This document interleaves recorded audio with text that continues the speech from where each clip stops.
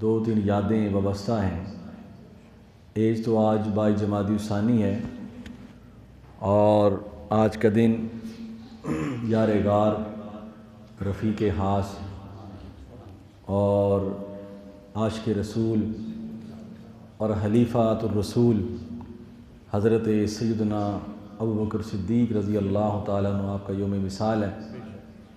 اور دوسرا 2 دن پہلے 20 جمادی الثانی یہ حضرت طیبہ طاہرہ حضرت سیدہ فاطمہ رضی اللہ تعالی عنہا و سلام اللہ علیہا آپ کا یوم پیدائش ہے۔ اور آج کے دن 5 فروری کو بالخصوص اہل پاکستان اور تمام امت مسلمہ کشمیر کے مسلمانوں کے لیے دعا بھی کرتی ہے اور ان کے شہداء کے یاد میں آج کا دن منایا جاتا ہے اور اہل کشمیر کی آزادی کے لیے دعائیں کی جاتی ہیں۔ تو کشمیر ڈے بھی ہے، تو دعا ہے کہ اللہ تعالیٰ ہمارے کشمیری ماؤں بہنوں کو آزادی عطا فرمائے، اور جو تقریباً 75 سالوں سے اپنی آزادی کی جنگ لڑ رہے ہیں اور ظلم و ستم سہ رہے ہیں، اللہ تعالیٰ ان کو ان سے نجات عطا فرمائے۔ یہ آزادی بہت بڑی نعمت ہے، اس کی قدر کرنی چاہیے۔ یہ پاکستان اللہ تعالیٰ کا ایک خاص تحفہ ہے۔ ہم اپنی مساجد میں، اپنے گھروں میں، اپنے محلوں میں آزادی سے زندگی بسر کرتے ہیں، اسلام کے مطابق اور اسلام کے احکامات کے مطابق ہمیں کوئی قید نہیں ہے۔ ہر بندہ، بلکہ یہاں غیر مسلم لوگ بھی آزادی کے ساتھ رہ رہے ہیں۔ تو یہ پاکستان بڑا خاص تحفہ ہے، اللہ تعالیٰ اس کی قدر کرنے کی توفیق عطا فرمائے اور اہل کشمیر کو آزادی عطا فرمائے۔ ان کے لیے دعا کرتے رہیں، اللہ تعالیٰ سے انشاءاللہ ایک نہ ایک دن اللہ تعالیٰ ان کو یہ نعمت ضرور عطا فرمائیں گے۔ یہ اس کی طرف سے ایک عالمی قوتوں کا امتحان بھی ہے کہ امت مسلمہ 1 ارب مسلمان ہیں اور ارب ممالک ہیں، دیگر اتنی طاقت ہے، لیکن وہ سوائے خانہ پوری کے وہ کچھ کر نہیں سکتے۔ تو اللہ تعالیٰ ہی ہے کو صلاح الدین ایوبی پیدا فرمائے جو اتنی ہمت اور حوصلے کا مظاہرہ کرتے ہوئے اپنے بھائیوں کو آزادی کی نعمت عطا فرمائے۔ تو دعا کرتے رہنا چاہیے ان کے لیے، اللہ تعالیٰ ان پر رحم فرمائے۔ دوسرا، چونکہ ہمارے 20 جمادی الثانی حضرت سیدہ طیبہ طاہرہ رضی اللہ تعالیٰ عنہا و سلام اللہ علیہ آپ کا یوم پیدائش اور 22 جمادی الثانی سیدنا صدیق اکبر رضی اللہ تعالیٰ عنہ کا یوم وصال، تو یہ وہ ہستیاں ہیں، ایک حضور کے صحابہ کا سردار ہیں اور سیدہ کائنات یہ حضور کے اہل بیت کی سردار ہے، اور ہر فرد کی، چاہے وہ خاتون ہوں چاہے وہ مرد ہوں، حضور کے صحابہ ہوں حضور کے اہل بیت طہار ہوں، اپنی اپنی شان ہے، اپنا اپنا مقام ہے۔ اور سیدہ فاطمہ رضی اللہ تعالی عنہا آپ کے بارے میں جو سرکار نے فرمایا کہ فاطمہ میرے جگر کا ٹکڑا ہے، جنہوں نے ان سے محبت کی اس نے مجھ سے محبت کی، اور جس نے ان سے بغض رکھا اس نے مجھ سے بغض رکھا۔ تو سیدہ طیبہ طاہرہ حضرت فاطمہ رضی اللہ تعالیٰ عنہ، حضور کی وہ لاڈلی صاحبزادی حضرت عائشہ صدیقہ رضی اللہ تعالیٰ عنہ، دیکھیں یہ ساری ہستیاں جو ہیں حضور کی ازواج پاک، اہل بیت طہار، صحابہ کرام، یہ وہ ہستیاں جن سے اللہ راضی ہو گیا ہے۔ کیوں راضی ہو گیا ہے؟ کہ انہوں نے اپنا تن من دن سب کچھ حضور کے لیے قربان کر دیا تھا، وقف کر دیا تھا، اور اللہ تعالیٰ نے دنیا میں ان کو جنت کا سرٹیفکیٹ دے دیا تھا۔ اب صحابہ کرام میں بھی، اہل بیت اعظام میں بھی درجے ہیں، کسی کا کوئی درجہ ہے، کسی کا کوئی درجہ ہے، کسی کا کوئی درجہ ہے۔ حضور نے فرمایا کائنات میں 4 خواتین معزز ہیں، یعنی ان کا مقام جدا ہے، اور بھی بہت ہیں لیکن یہ خاص الخاص ہے۔ ان میں حضرت آسیہ، حضرت مریم، حضرت حتیجہ اور حضرت فاطمہ سلام اللہ علیہن، یہ 4 خواتین ہیں کہ جو قابل تقلید ہیں، قابل مثال ہیں، ان کی نظیر ہی کوئی نہیں، ان کی مثال ہی کوئی نہیں۔ اے خواتین، اے کلمہ پڑھنے والے خواتین، دیکھو تو ان عورتوں کی طرف دیکھو، انہوں نے بھی اس دنیا میں زندگی گزاری ہے، کس طرح گزاری ہے۔ تو فرمائے فاطمہ میری جگر کا ٹکڑا ہے، جو ان سے محبت کرے وہ مجھ سے محبت کرتا ہے، جو ان سے بغض رکھے وہ مجھ سے بغض رکھتا ہے۔ تو یہ حضرت عائشہ صدیقہ رضی اللہ تعالیٰ عنہ، یہ سیدنا صدیق اکبر رضی اللہ تعالیٰ عنہ کی صاحبزادی ہیں۔ ایک لحاظ سے حضرت عائشہ سیدنا صدیق اکبر کی بیٹی ہیں، اور ایک لحاظ سے سیدہ عائشہ اپنے ہی باپ کی ماں بھی ہیں۔ یہ عجیب جو ہے وہ ان کو اللہ پاک نے اعزاز عطا فرمایا، ام المومنین بھی ہیں اور سیدنا صدیق اکبر کی صاحبزادی بھی ہیں، یہ اعزاز ہے۔ تو حضرت عائشہ صدیقہ رضی اللہ تعالیٰ عنہ ارشاد فرماتی ہیں کہ ایک دفعہ سیدہ فاطمہ رضی اللہ تعالیٰ عنہ حضور کی طرف تشریف لا رہی تھی، تو آپ فرماتی ہیں آپ کا چلنا ایسے تھا جیسے اللہ کے رسول چل رہے ہیں، اسی طرح شرم و حیا کا پیکر، اسی طرح چال ڈھال، جس طرح ظاہر ہے حضور کے گھرانے سے بڑھ کر حضور کی اتباع کون کر سکتا ہے۔ تو حضور علیہ الصلوۃ والسلام نے فرمایا مرحبا یا ابنتی، مرحبا یا ابنتی، کھڑے ہو گئے۔ اللہ کے رسول اپنی صاحبزادی کے لیے کھڑے ہو گئے، جن کے لیے ساری کائنات کھڑی ہوتی ہے، وہ سیدہ فاطمہ اپنی بیٹی کے لیے کھڑے ہو گئے۔ اس کا معنی یہ ہے کہ اپنی بیٹیوں کو اس طرح عزت اس اللہ کے رسول دیتے ہیں۔ تو آپ نے فرمایا مرحبا یا ابنتی، ہے میری بیٹی، خوش آمدید، خوش آمدید۔ آپ تشریف فرما ہوئی تو آپ کے کان میں سرکار نے ایک بات فرمائی، تو سیدہ سلام اللہ علیہ آپ کی آنکھوں سے آنسو جاری ہو گئے۔ پھر یہ آنسو نہ دیکھے گئے تو آپ نے دوسری بات ارشاد فرمائی، تو حضرت سیدہ کائنات خوش ہو گئی۔ تو حضرت عائشہ رضی اللہ تعالیٰ عنہ ارشاد فرماتی، میں نے بعد میں پوچھا کہ اے فاطمہ آپ مجھے یہ بتائیں کہ اللہ کے رسول نے کون سی بات ارشاد فرمائی تو آپ رو پڑیں، کون سی بات ارشاد فرمائی تو آپ ہنس پڑیں؟ تو آپ نے فرمایا پہلی بات یہ فرمائی کہ حضرت جبرائیل علیہ السلام سال میں ایک مرتبہ مجھ سے قرآن پاک کا دور فرماتے تھے، اس سال انہوں نے 2 دفعہ کیا ہے، تو میں سمجھ گیا آپ کے جانے کا وقت ہے۔ اپنے وصال کی خبر تو میں نے رونا شروع کر دیا، میری آنکھوں سے آنسو جاری ہو گئے۔ تو جب اللہ کے رسول نے یہ عالم دیکھا تو آپ نے فرمایا فاطمہ میرے جانے کے بعد جو سب سے پہلی ہستی میرے گھر سے مجھ سے ملاقات کرنے کے لیے آئے گی وہ تو ہوگی، اور آپ ساری جنتی خواتین کی سردار ہیں۔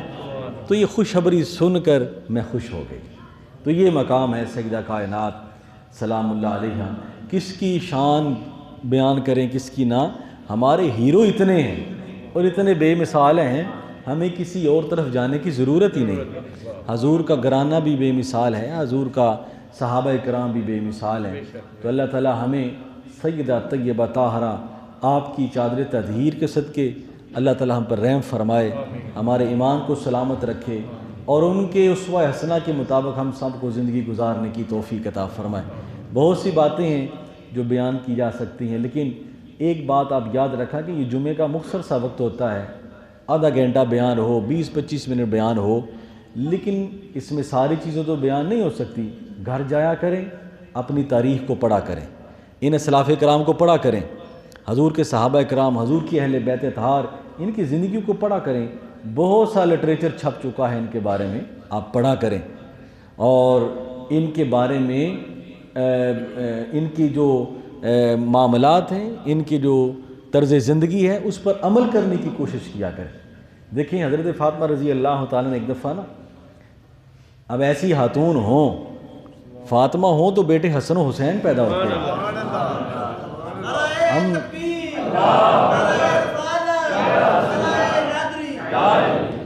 تو یہ ایک دفعہ نا آپ کو ایک خادمہ کی ضرورت پڑ گئی، تو سیدہ فاطمہ رضی اللہ تعالیٰ عنہ، آپ حضور کی حضرت علی نے فرمایا کہ آپ جائیں اور اپنے، حضرت فاطمہ رضی اللہ تعالیٰ نے فرمایا ہے علی آپ جائیں اور جا کر ایک خادمہ گھر میں چکی پیس کے ہاتھوں پہ چھالے پڑ گئے، یہ وہ ہاتھ ہے جس ہاتھ کی برکت سے کائنات کھا رہی ہے، میں اور آپ کھا رہے ہیں۔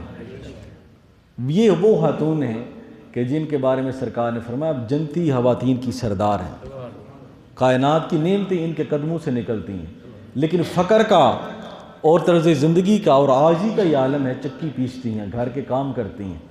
تو فرمایا کہ آپ نے فرمایا مجھے تو اللہ کے رسول سے مانگتے ہوئے ذرا یا آپ صاحبزادی ہیں آپ مانگیں کہ کوئی ایک خاتمہ مل جائے.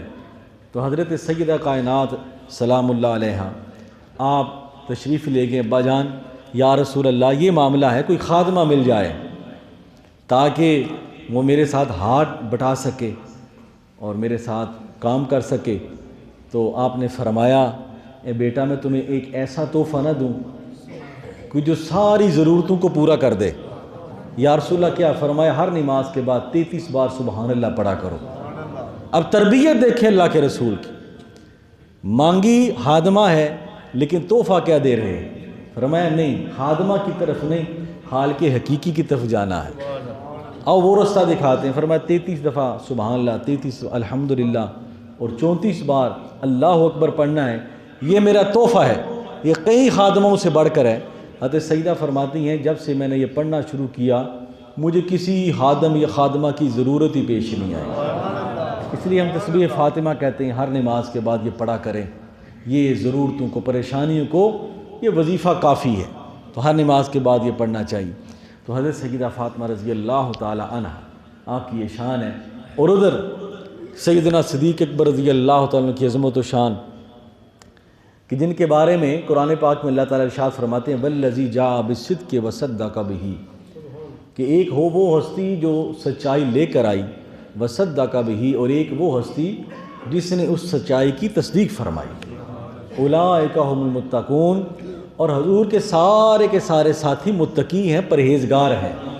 اللہ تعالیٰ نے حضور کے گھرانے پر، حضور کے صحابہ کرام پر تقوی و طہارت اور اپنی رضا کی مہر لگا دی.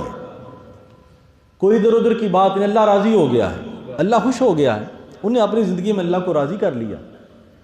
یہ وہ واحد ہستی ہیں جن کا فیصلہ اللہ پاک نے دنیا میں فرما دیا. ہمارے فیصلے آگے جا کے ہونے ہیں کہ راضی ہیں کہ نہیں.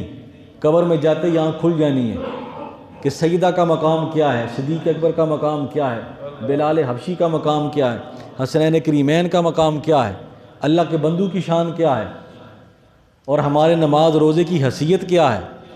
یہ ساری چیزیں ہمیں بعد میں، لیکن یہ وہ ہستیاں ہیں جن کو اللہ پاک نے فرمایا میں دنیا میں تم سے راضی ہو گیا ہوں، اللہ کے رسول کو تم نے خوش کر دیا ہے. تو فرمایا والذی جاء بالصدق وصدق بہ، کہ ایک وہ ہستی جو سچائی لے کر آئی، وصدق بہ، اور ایک وہ ہستی جس نے اس سچائی کی تصدیق فرمائی. حضرت علی شیر خدا رضی اللہ تعالیٰ عنہ آپ ارشاد فرماتے ہیں جو ہستی سچائی لے کر آئی اس سے مراد اللہ کے رسول ہیں. وصدق بہ، اور جس نے اس ہستی کی سب سے پہلے تصدیق فرمائی اس سے مراد سیدنا صدیق اکبر رضی اللہ تعالیٰ عنہ ہے. اور آگے فرماتے ہیں اولئک ھم المتقون، حضور کے سارے غلام سچے ہیں جنہوں نے دل سے، زبان و دل سے اللہ کے رسول کی غلامی کی ہے. تو اللہ فرما رہے ہیں وہ سارے کے سارے متقی ہیں، سارے کے سارے پرہیزگار ہیں. سیدنا صدیق اکبر رضی اللہ تعالیٰ عنہ وہ واحد صحابی ہیں جن کی صحابیت کا ذکر اللہ پاک نے قرآن پاک میں فرما دیا ہے. محدثین فرماتے ہیں کہ اگر ویسے تو حضور کے غلاموں کا ذکر ہے قرآن پاک میں، لیکن قرآن پاک میں اگر ایز اے صحابی ذکر آیا ہے کسی کا تو وہ سیدنا صدیق اکبر رضی اللہ تعالیٰ عنہ. اس کی وجہ یہ ہے کہ آپ کا اللہ کے نبی کے ساتھ بڑا خصوصی تعلق تھا. کئی جہتوں سے سیدنا صدیق اکبر رضی اللہ تعالیٰ عنہ کا بڑا خصوصی تعلق تھا. ایک تو آپ اللہ کے نبی کے سسر تھے، دوسرا اللہ کے نبی کے صحابی تھے، تیسرا اللہ کے نبی کے خلیفہ تھے، چوتھا اللہ کے نبی کے ساتھی تھے.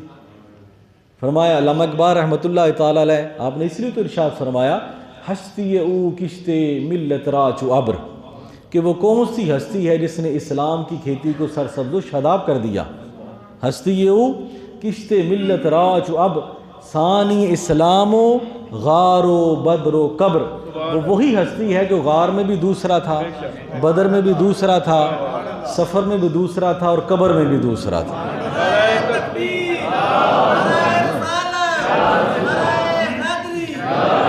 تو یہ جہتیں جو ہیں یہ سیدنا دروشی پڑھ لیں.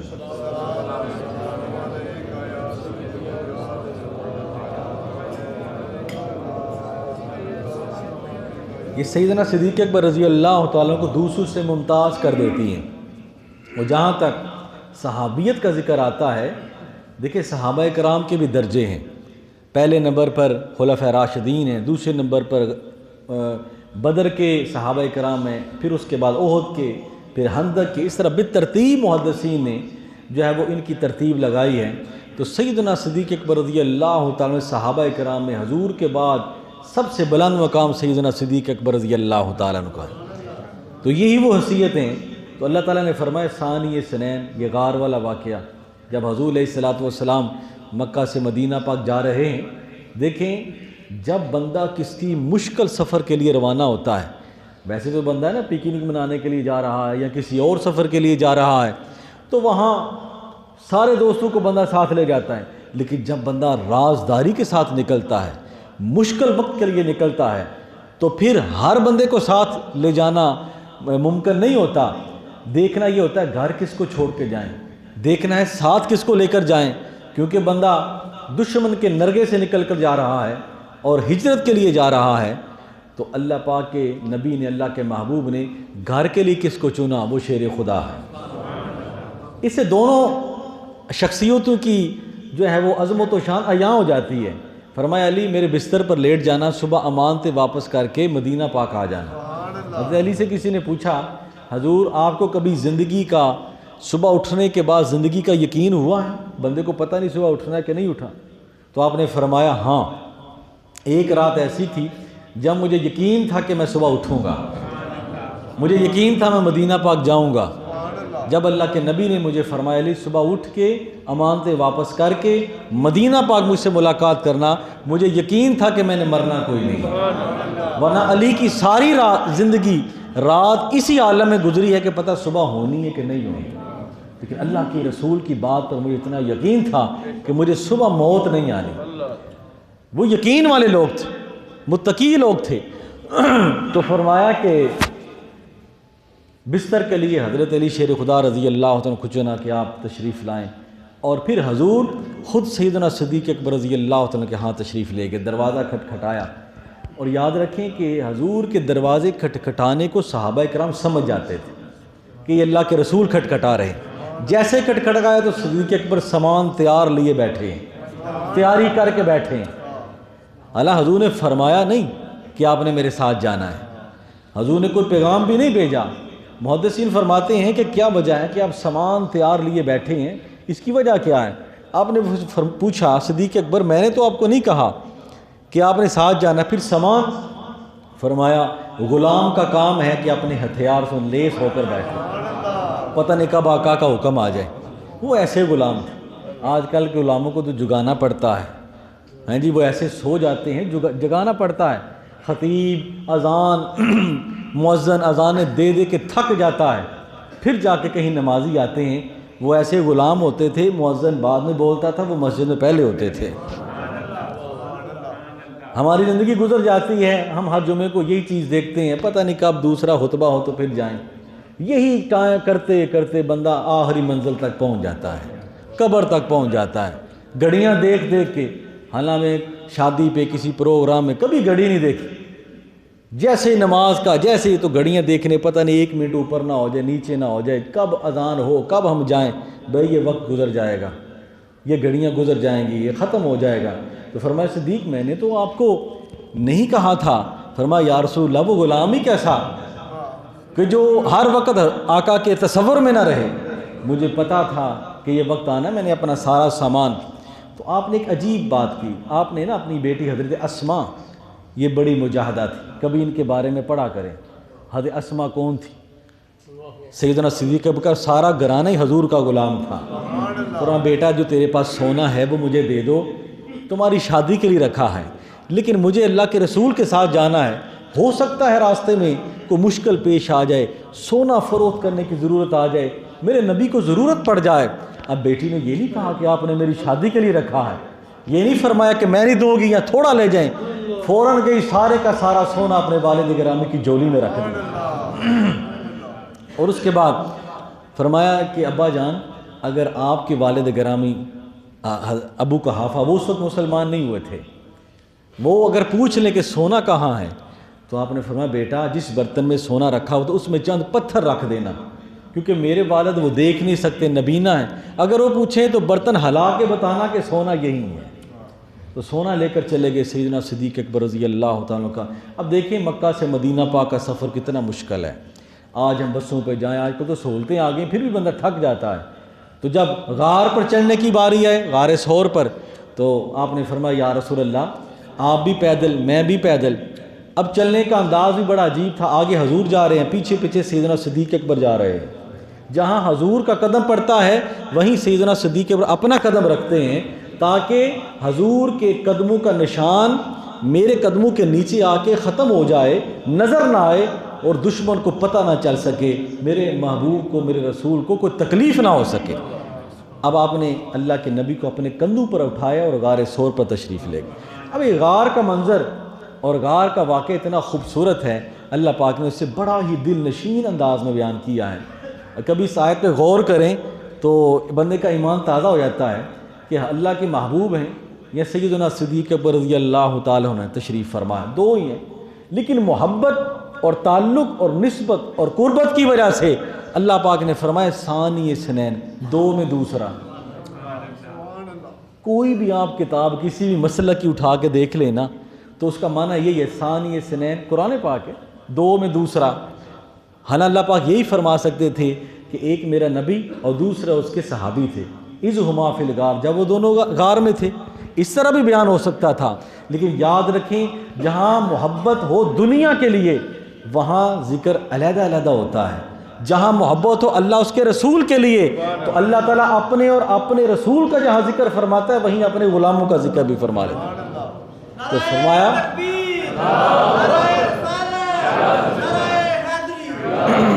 تو اللہ پاک نے فرمایا چونکہ ایک آقا اور غلام کی محبت کا یہ عالم ہے کہ پیدل چلتے چلتے سیدنا صدیق اکبر کے پاؤں میں چھالے پڑ گئے، پھر غار پہ چڑھے، پھر غار بھی آپ نے دیکھا ہوگا، غار ثور کتنا مشکل چلتے ہیں، آج کل تو رستے بن گئے، دیوانوں نے رستے بنا دیے چل چل کے، اس وقت کیا عالم ہوگا۔ تو اللہ تعالیٰ نے جب اس محبت کو دیکھا تو فرمایا ثانی اثنین، دو میں دوسرا۔ اب پتہ نہیں پہلے ثانی کا معنی کیا ہے اور دوسرے ثانی کا معنی کیا ہے۔ ثانی کا معنی بھی دوسرا ہوتا ہے، اثنین کا معنی بھی دوسرا ہوتا ہے۔ اب یہ اتنا تشریح اور اتنی محبت والا انداز ہے، ثانی اثنین، دو میں دوسرا۔ پھر آگے اللہ پاک نے فرمایا اذ ہما فی الغار، جب وہ دونوں غار میں تھے، جب وہ دونوں، یہاں تک کوئی پتہ نہیں چلتا کہ اللہ کے رسول کی بات یا صدیق اکبر کی بات کیا ہے، کس کی بات ہو رہی ہے۔ آگے اللہ پاک نے اس چیز کا عقدہ کھولا، فرمایا اذ یقول لصاحبہ، جب ایک اپنے صاحب سے کہہ رہا تھا۔ اب یہاں جو صاحب کا لفظ اللہ پاک نے فرمایا اس سے پتہ چلتا ہے یقول سے مراد اللہ کے رسول ہیں اور صاحب سے مراد سیدنا صدیق اکبر ہیں۔ فرمایا اذ یقول لصاحبہ، جب میرا محبوب اپنے صاحب سے کہہ رہا تھا۔ اب یہ جو صاحب کا لفظ ہے یہ پورے قرآن پاک میں سیدنا صدیق اکبر کے لیے آیا ہے۔ فرمایا کہ جب وہ اپنے صاحب سے کہہ رہے تھے، فرما رہے تھے لا تحزن، اے صدیق گھبراؤ نہیں، ان اللہ معنا، اللہ میرے ساتھ بھی ہے، اللہ تیرے ساتھ بھی ہے، اللہ میرے ساتھ بھی ہے، اللہ تیرے ساتھ بھی ہے۔ اب یہ قافلہ جب آگے چلا نا تو مدینہ پاک پہنچا، تو مدینہ پاک پہنچ کے دیکھیں ایک بندہ، ایک وزیر اعظم ہو اور اس کو کرسی پہ بٹھائیں اور ساتھ والی کرسی پر اگر بندہ ارشد تبسم صاحب کو بٹھا دے ہیں جی تو بڑا ہی حوصلہ ہوگا، لیکن بندہ ایک پروٹوکول میں آیا تھا کہ میں وزیر اعظم کے ساتھ بیٹھا، پتہ نہیں میں وزیر اعظم بن گیا ہوں۔ حالانکہ ایسا ہوتا نہیں، ساتھ والی کرسی پہ بیٹھ جانے سے مقام اور مرتبے میں فرق، لیکن بعض لوگوں کی عادت ہو جاتی ہے کہ پتہ نہیں میں اس کے ساتھ بیٹھا ہوں تو میں بھی ویسا ہی ہو گیا ہوں، لیکن وہ صحیح غلامی والے لوگ ہوتے ہیں وہ ایسا نہیں کرتے۔ اب جب سرکار مدینہ پاک تشریف لے گئے نا تو ظاہر غار میں سیدنا صدیق اکبر 3 دن اور 3 راتیں یا 1 دن اور 1 رات رہے تھے تو رنگ تو چڑھ جاتا ہے نا، اللہ کے رسول کی صحبت میں رہنے سے رنگ تو چڑھ جاتا ہے۔ تو فرمایا کہ جب بنو نجار کی بچیاں اور اہل مدینہ سارے کے سارے آئے نا تو ان اللہ کے رسول کو تو نہیں دیکھا تھا، تو کوئی سیدنا صدیق اکبر کے ہاتھ چومتا کہ پتہ نہیں اللہ کے رسول یہ ہیں، اور کوئی سیدنا حضور علیہ الصلوۃ والسلام کے ہاتھ چومتا کہ اللہ کے رسول یہ ہیں۔ اب حضور سیدنا صدیق اکبر کی غلامی نے یہ گوارا نہ کیا کہ یہ تو مجھے اللہ کے نبی کے برابر سمجھ رہے ہیں، تو میں تو اللہ کے نبی کا غلام ہوں. آپ نے اپنی چادر کو اتارا اور اس کا سایہ اللہ کے نبی پر کر دیا تاکہ لوگوں کو یہ پتہ چلے کہ جو سائے میں جا رہا ہے اللہ کا رسول وہ ہے، جو سایہ کروا رہا ہے یہ اللہ کے رسول کا غلام ہے.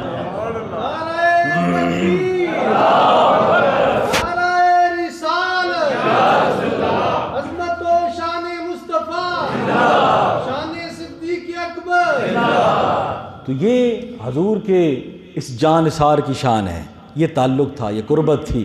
ایک دفعہ نا حضور کے صحابہ نے، حضور تشریف فرمایا تو آپ نے فرمایا اے میرے صحابہ تھوڑا سا وقفے سے ملا کرو. وقفے سے ملنے سے محبت بڑھتی ہے، وقفے سے ملنے سے محبت بڑھتی ہے. اگر ہر روز ہی جمعہ ہوتا ہے نا تو آپ نے کوئی نہیں آنا تھا. اللہ کو پتہ تھا کہ 5 نمازیں یہی ٹھیک ہے، 50 کسی نے نہیں پڑھنی، ثواب 50 کا ہی ملنا ہے. اور اس طرح ہفتے کے بعد ایک جمعہ کر لیتے ہیں کیونکہ اللہ کو پتہ ہے اپنی مخلوق کا کہ ان کوئی نہیں پڑھنا، تو ہفتے کے بعد. تو حضور نے فرمایا کہ وقفے سے ملا کرو، محبت بڑھتی ہے. جب وہ کچھ عرصہ نظر نہیں آتے یہ تمہاری طلب کو بڑھانے کے لیے، تو یہ جو وقفہ ہوتا ہے یہ کچھ دیر نظر نہ آنا، اس سے محبت بڑھتی ہے. اگر محبت ہو تو، اگر محبت نہیں تو سالوں گزر جاتے ہیں. اگر محبت ہو تو کچھ عرصہ نہ ملنے سے محبت بڑھتی ہے.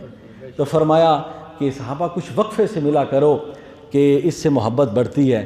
اب صحابہ کرام آمنا وصدقنا یا رسول اللہ، ٹھیک ہے، وہ تو ہر وقت حضور کے گردا گرد پھرتے تھے، دیوانے تھے. تو اب شام کا وقت ہوا نا تو حضور علیہ الصلوۃ والسلام نے پوچھا کہ یہ صدیق اکبر کہاں ہیں، ابو بکر کہاں ہیں؟ تو فرمایا یا رسول اللہ وہ تو گھر میں رو رہے ہیں، ان کے تو آنسو نہیں رک رہے. آپ نے فرمایا وجہ؟ فرمایا آپ نے جو کہہ بھی دیا کہ وقفے سے ملا کرو، تو وہ جان نثار ہے کہ یا رسول اللہ آپ کی دید ہو میری عید ہو، النظر الی وجہ رسول اللہ. تو بس وہ رو رہے ہیں. تو آپ نے بلایا، آپ نے فرمایا اے میرے ابو بکر، میں نے دوسرے صحابہ کو کہا تھا، تمہیں نہیں کہا تھا. تم جب صبح آؤ، شام آؤ، دن آؤ، رات آؤ، میرا دیدار تمہارے لیے حاضر ہے. یہ وقفے اور لوگوں کے لیے ہیں، اہل محبت کے لیے نہیں. یہ تعلق تھا، یہ محبت تھی. اب اس محبت اور تعلق کا جب اختتام ہوا، انما الاعمال بالخواتیم، لوگوں زندگیوں کے اعمال کا انجام اس وقت پتہ چلے گا جب تم چارپائی پہ لیٹ جاؤ گے، جب تمہاری آنکھیں بند ہو جائیں گی. لوگ تمہارے بارے میں کیا کہتے ہیں اور اللہ اس کے رسول کی طرف سے کیا ندا آتی ہے، کیا کیا تمہارے بارے میں کہا جاتا ہے، یہ تو آخر میں پتہ چلے گا کہ کیا ہوتا ہے. اب جب اس عاشق صادق کا آخری وقت آیا نا تو آپ نے بیٹی کو بلایا. آپ نے فرمایا اسماء میری عمر کتنی ہے؟ فرمایا آپ کی عمر 63 برس ہے. فرمایا میرے رسول کی عمر بھی 63 برس تھی. فرمایا اللہ کے رسول نے آخری وقت کس کو بلایا تھا؟ تو حضرت اسماء نے عرض کیا اے میرے والد گرامی، اپنی بیٹی حضرت فاطمہ کو بلایا. فرمایا میں نے بھی تمہیں اس لیے بلایا. فرمایا بیٹا مجھے یہ بتاؤ کہ میرے آقا کو آخری وقت میں کون سی بیماری تھی؟ فرمایا ان کو بخار تھا. فرمایا دیکھو مجھے بھی بخار ہے. فرمایا انشاءاللہ اللہ تعالیٰ مجھے جس طرح ہر چیز میں اپنے محبوب سے ملا دیا ہے، اللہ تعالیٰ میری قبر کو بھی میرے محبوب کی قبر سے ملا دے گا. فرمایا آپ نے صحابہ کو اکٹھا کیا، دوستوں کو اکٹھا کیا. آپ نے فرمایا کہ میری چارپائی کو حضور کے روضہ پاک کے سامنے لے جانا اور عرض کرنا یا رسول اللہ زندگی کا ساتھی، سفر و حضر کا ساتھی حاضر ہے، اجازت ہو تو اندر آ جائیں، نہ ہو تو مجھے جنت البقیع میں دفن کر دینا. علامہ جامی رحمۃ اللہ تعالیٰ علیہ فرماتے ہیں، بلکہ بعض روایات میں حضرت علی فرماتے ہیں کہ جب حضور علیہ الصلوۃ والسلام کے اس روضہ پاک کے دروازہ کے سامنے یہ عرض کیا گیا تو کنڈی کھل گئی، تالا کھل گیا اور اندر سے آواز آئی ادخلوا الحبیب علی الحبیب فإن الحبیب علی الحبیب مشتاق. ایک دوست کو دوست کے ساتھ ملا دو، ایک دوست اپنے دوست سے ملنے کے لیے بڑا ہی مشتاق ہے. جہاں 70,000 فرشتے اللہ کے رسول کی بارگاہ میں سلام پیش کرتے ہیں، وہاں 70,000 فرشتے ان صاحبین کی جو ہے وہ روزوں کو بھی سلام پیش کرتے ہیں. یہ محبت کا صلہ ہے. حضور نے فرمایا قیامت کے دن جب میں اٹھوں گا ہاکذا نبعث یوم القیامہ، میرے دائیں ہاتھ میں ابو بکر کا ہاتھ ہوگا، بائیں ہاتھ میں عمر فاروق کا ہاتھ ہوگا. اس شان کے ساتھ اٹھوں گا کہ جو محبت کے، جو حضور کے دیوانے ہوتے ہیں ان کا یہی مقام ہے. تو میرے دوستو چاہے حضور کا گھرانہ ہو، حضور کے اہل بیت ہوں، حضور کے صحابہ کرام ہوں، سارے بے مثل و بے مثال ہیں، ان کو پڑھا کریں اور ان کی زندگیوں کے مطابق عمل کرنے کی کوشش کیا کریں۔ وما علینا الا البلاغ، وآخر دعوانا ان الحمد للہ رب العالمین۔